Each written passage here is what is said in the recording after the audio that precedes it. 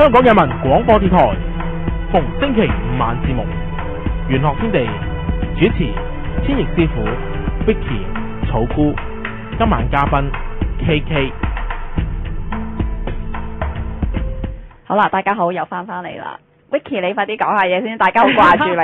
係啦，我翻咗嚟啦，突然間咁又出現翻啦。係啦，飄咗翻嚟啦，已經漂洋過海咁翻咗嚟啦。首先呢，要回應下呢一個網友嘅 ICQ 先，佢嘅 Skywalker，咁佢就話點解每個星期咧都係講愛情喎？佢問呢一個究竟係咪愛情節目？其實師傅我哋都唔係成日講愛情啊。梗係唔係啦，你究竟係咪成日聽我哋嘅節目㗎？唔係應該更正，好多人問愛情咧，咁就係真嘅。但係我哋嘅題目咧就唔係每次都愛情嘅。係啊，呢位 Skywalker 係咪啊？係啊 ，Skywalker 係梗係冇聽我哋1週年紀念。係啦，我哋有成40幾個主題，你睇翻都唔係個個係講愛情嘅。係啦，嗱我哋任何時候咧都歡迎各位嘅網友俾意見我哋。不過你俾意見之前咧，你最好做下功課先喎。係啦，或者 Skywalker， 你有啲咩有啲咩題目想我哋傾嘅，咁或者你都 send 個 ICQ 俾我哋睇下。係啊，我哋好多時都會接受嘅。係，我哋咩都會歡迎嘅，咩題目都會接受嘅。你唔知㗎啦，草菇，你未嚟嘅時候咧，我要喺個節目嗰度鬧人啊！點解啊？佢哋先至 send 啲意見俾我。咦？點解草菇嚟咗之後你又唔鬧人啊？你記唔記得啊？師傅，我梗係記得啦。真係嘅，一鬧咧。就有人 send email 啦，打 ICQ 入嚟啦。下次講咩啊？喂，但係而家唔使啦，因為咧原來草菇嚟咗之後咧，唔使鬧都已經有好多人 send ICQ 過嚟啊。即係草菇好旺㗎，草菇。係咯，師傅我旺唔旺嘅咧？其實你講緊咩旺唔旺先？各方面啦。好旺嘅節目。係啦，梗係旺節目啦！你睇你帶咁多靚女上嚟啊！係啦，每一次都係靚女。咁或者我哋都要同阿靚女傾下偈先。好啊。阿靚女介紹咗自己未㗎？因為我啱啱翻嚟啊嘛，佢都係咁都介紹過自己啦已經。OK。係啦，其實我哋咧應該咧講下呢個今日嘅主題咧，我哋用呢個主題咧再同阿 KK 咧傾下偈，算下命咁啦。唉聲嘆氣啊，草菇。因為今日個主題，令到大家都好心傷。喂，點解心傷啊？我諗住俾你哋咁負面啊，因為離婚嘛。我諗其實每個人結婚都唔想離婚㗎啦。咁你就太負面啦。點解？我調翻轉頭喎，要離婚嗎？係一個問題，係一個問號。嗱，你嘅意思就已經係一個結果喎。即係等於好得意啊，係啊，剩翻半杯啊，定哎呀真係好彩啦，仲有半杯。即係咧，女人同男人睇呢個 topic 咧，大家都有唔同嘅睇法。當然啦，男人好多時算啦，冇所謂啦，但係女人就唔係噶嘛，你知女人青春有限，一離咗婚可能真係好難再揾到個咁。唔係喎，我反而覺得咧係你哋睇呢幾個字眼究竟係積極定係消極喎。係啦。因為咧，我 set 呢個題目出嚟咧，其實就留有餘地嘅，睇下大家好似有啲人咧話睇一幅圖畫咧，究竟睇佢係笑啊定係喊咁解？係啦。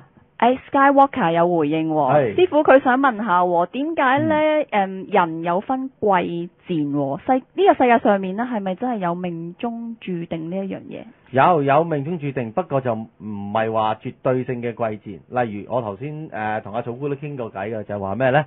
其實天生出嚟有啲你嘅爹哋媽咪其實已經注定咗噶啦，呢個咪注定咯。嗱，大家都呢個係一定嘅事實嚟噶啦。咁但係你話貴與賤，其實睇我哋個角度去點睇？有啲藝術家咁佢唔係好多錢，咁但係佢都可以係好貴嘅，係咪？咁你唔可以話佢賤嘅啊。咁所以睇下其實你哋個角度點睇嘅啫。人生可以喺好開朗、好闊達嘅觀點去睇，又唔同講法。冇錯。係咪咧？阿 KK 啱啊。阿 KK 又點睇咧？係。對於我哋今晚個題目要離婚嗎？咁你個第一時間嗰個感覺係啦。你唔好諗咁多嘢，第一個感覺係啦。都係負面喎。負面啊？係啊。即係覺得好慘嘅。一見到呢幾個字就覺得好慘。即係如果要結婚嘅話，我諗冇人會諗到會離婚咯。即係首先俾我嘅感覺就係。係喎，其實你哋如果真係有一啲嘅 moment，你結婚嗰時刻其實都諗過下，將來有機會離婚嘅，你會唔會結先？你哋？但係其實可能每個女仔婚前恐懼症都會咁樣諗嘅喎。我反而我覺得咧有幾個可能性。第一，好似你話齋啦，叫婚前恐懼症啦。另外一啲咧就話，喂，我結咗離婚都唔係件咩事啫。咁佢咪唔係覺得咩咯。我諗依家嘅人就會咁諗，以前嘅人就未必會咁樣諗。以前依家多啲會覺得離婚都唔係一件咩嘅問題。咦，阿 KK 你係而家嘅人士嚟㗎喎。係咯，嗱你咁樣講其實都唔係好驚啫。係啊，應該唔係好驚啫。其實你都接受呢一樣嘢。我接受，因為如果大家相處得唔好嘅話，離婚都唔係壞事咯。係。Vicky 又點睇啊？我梗係有啲唔同啦。你點樣唔同啲？我係上一輩嘅人嚟㗎嘛。唔係，你咩上一輩啊？你唔好講到咁，咁我咪再上一輩，你唔好嚇親我啊！真係。你有須㗎嘛？你梗係再上一輩啦。咁啊嗱，我咧就調翻轉頭咧，其實呢4個字對於我嚟講咧，就絕對係一個積極嘅感覺嘅，即係第一個感覺啊！而家純粹係講，即係唔好講到咁複雜先。好啊。就我完全唔覺得係悲觀，因為咧。解決咗個問題咧，即係一個新一頁嘅開始咯。對於我嚟講就係嚇，即係你嘅意思就話結婚嗰陣時，就算諗過下有離婚傾向嘅，最多到時睇下有乜嘢解決佢就算啦。咁好正面喎，我又覺得解決問題係一個係積極嘅態度嚟。其實係好事嚟嘅呢一樣嘢。講就咁講，但係個過程咧就真係好傷咯。嗱。其實咧，任何事咧，即係你唔好太過感情用事去面對嘅話咧，就可以啦。即係我哋再試下睇遠少少啦。咁其實而家外國人咧，就根本已經係流行咗好多年㗎啦。一結婚嘅時候就已經簽訂張協議書啦，第二時離婚係點。即係大家係結婚之前喎，係結婚之前就已經諗定晒離婚嘅時候點。其實呢啲即係我十之一西呢啲係可以學習嘅喎。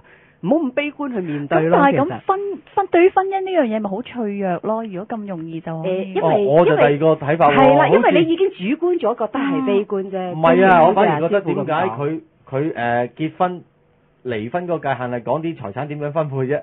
我覺得即係感情同埋錢點解要撈埋嚟講嘅？係啊，嗱，外國人就係咁樣㗎啦。係咯，外國人有得意嘅呢樣嘢。係啊。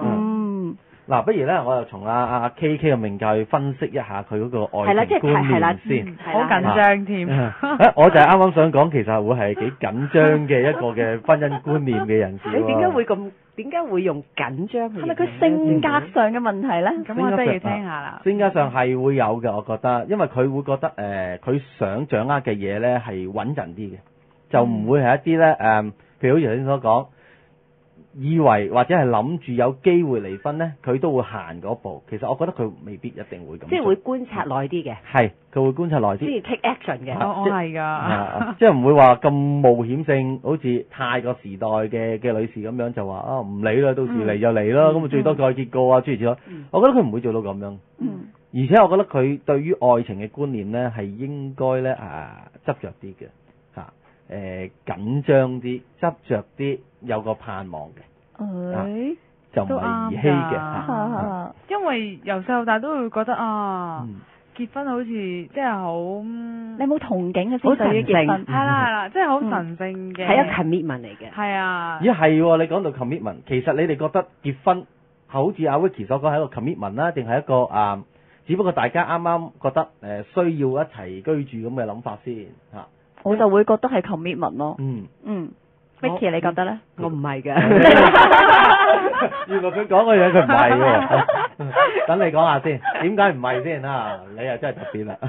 我唔係特別，因為咧我就唔同阿 KK 個睇法咧，就即係冇睇得咁重咯。而家即係其實結咗婚，即係都係另一個兩個人相處嘅形式咁解嘅啫。即係多咗重。即係加深咗個關係咁解嘅啫。喂，咁如果咁講法，你同居同結婚咪好近似？喺你嗰個感覺裏邊嚟講，其實定義就好相似。其他咧，兩位女士，你哋覺得點啊？即係同居同結婚，你會唔會拗得好實？係好有分別㗎？定係都唔係啊？即係差唔多嘅嘢嚟嘅啫咁樣。其實表面上好似差唔多，但係實質上，即係我比較傳統啲嘅，都係應該要同父母交代下。咦？即是你個觀點係同父母交代喎，即係你嘅結婚係。哇，乖女嚟㗎！頭先個馬女知唔知啊？話佢斯文，話佢端莊啊，寫信嚟。我都覺得好近似添，突然間。我都覺得係。你啊，草菇又面紅啲。阿 KK 咧？我就覺得係兩個人相處嘅開始咯。所以我會覺得乜唔係拍拖係開始？係咯，結婚唔係一齊住嘛？因為結婚你會一齊住嘅時候，你大家睇到嘅嘢又唔同啲啊嘛。所以我覺得係一個新嘅開始咯。咦？但係有啲人咧就話咧唔想用結婚嚟做一個開始，就同居先，就當咗一個開始。如果揾得熟啦，真係咁我先至結婚啦，咁樣佢哋會用咗咁嘅方式嘅。K K 又贊唔贊同咁嘅講法咧？其實我係唔贊成㗎。你係唔贊成？因為覺得如果你同居得太耐嘅話，你咪冇咗個結婚嘅衝動咯。我會咁諗。咁都係啊，呢樣絕對會。大家好似習慣咗。係咯。其實結婚都冇乜分別。其實我算咁耐命咧，對於呢樣嘢嚟講，都覺得有好大嘅 feedback。嗰啲客人都係咁。其實你嗰啲客人裏邊咧，咁係男仔嗰邊唔想結婚啦，定係女仔嗰邊唔想？我都好想知啊。咁啊，通常都係男人㗎啦。係嘛？通常都係。即係男人其實就冇着重咁多嘅儀式嘅嘢嘅，女士就會。不過其實調翻轉問翻我嘅角度嚟睇咧，結婚始終係個 commitment。頭先阿 Vicky 最初所講，同居就唔係，同居係一個我自己個人咋嚇呢個，覺得係輕鬆啲嘅一樣嘢，冇咗一個大家嘅承諾，好似同事咁嘅啫嘛，即係只不過一個同事就喺公司，一個同事就喺屋企咁解嘅啫嘛。唔係咁，因為而家現代男女嚟講，對於關係嗰樣嘢已經係比較開放啲啦，即係唔覺得係啲咩咁嚴重嘅嘢。咁所以如果你冇埋個 commitment 咧，就反而咧就即係大家都好 free 嘅，真係，即係唔係即係所以係有大啲嘅分別啦，我會覺得。但係我覺得如果冇小朋友嘅就話冇問題啫，但係如果有小朋友嗰陣時，我覺得離婚好似真係會影響到小朋友下一代咯。問咗阿 K K 先啦。好啊。假設啦。你有咗小朋友啦，即係你已經有小朋友啦，即係你結咗婚啦。咁點咧？但係即係你同你先生嘅感情相處又唔係幾好喎。會唔會考慮唔離婚咧？咁我又因為啲小朋友，我唔會㗎。即係我如果就算我有小朋友，我覺得大家相處唔到嘅話，我都會揀離婚㗎。但係有可能你嗰陣時有經濟嘅上嘅壓力喎。